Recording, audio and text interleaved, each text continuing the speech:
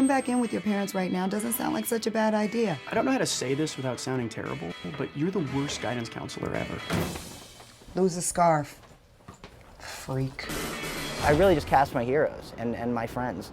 And it's, you know, if you asked me if I would ever have, you know, gotten to shake hands with John Waters before Excision, I would have said no, but I don't even know what I would do. I'm too scared to talk, you know what I mean? So I literally just, it's like throwing, I never imagined these people would talk to me.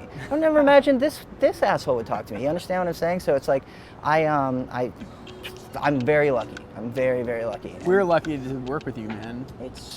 Man, you know, I love movies so much. You know, I used to go to film camp. You know what I mean? Like when all my friends were going to like baseball camp. So this is all I ever wanted to do. Ricky's also, I'll speak to, he's the king of casting. Like he knows, again, casting is one of the most important things you can do as a director. And you can call up Ricky at like 1 in the morning and ask him, like, I need a 30 to 33-year-old Latino actor that can play slightly scary but also lovable. And he'll be like, I'll call you back in 1 minute. And 1 minute later, he'll call you back with like 3 perfect actors that would be so incredible for it. One of them, you know, lesser known than the other. And he knows actors incredibly well. Well, and I'm always honored when you do that. You know what I mean? I do appreciate that, and that is a very. I think the first thing as a director you can do to make yourself look good and everyone else is get the perfect cast.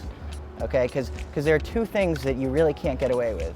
And I do think this. I think you can even get away with some, you know, cinematography not working and other things, especially when you're working low budgets. But the story and the performances, those are the 2 things that no audience will forgive. Okay, so you really got to try and cover your bases. I think all good directors know that casting is the most important aspect of making a film. And if you cast it the right way, with actors that you think are just right for the part, they do all the work for you, really. You just let them do what they want to do, and it's going to happen.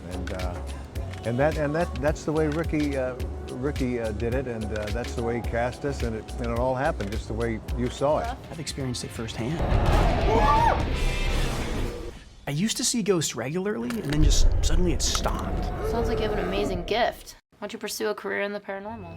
It's like the horror fan's dream, really. You know, all those characters involved in the same movie, and a very fun movie it is. And I think that everybody who comes to see it, certainly at Fantasia Fest, I think is going to enjoy it. It's a movie made by weirdos for weirdos. I mean, it's a weird one, man, and but it's really, there's an innocence about it and a playfulness. I think this new one, I want so badly for people to walk out of the theater, you know, smiling and happy. You know, I made this thing to sort of make myself happy again, and you know,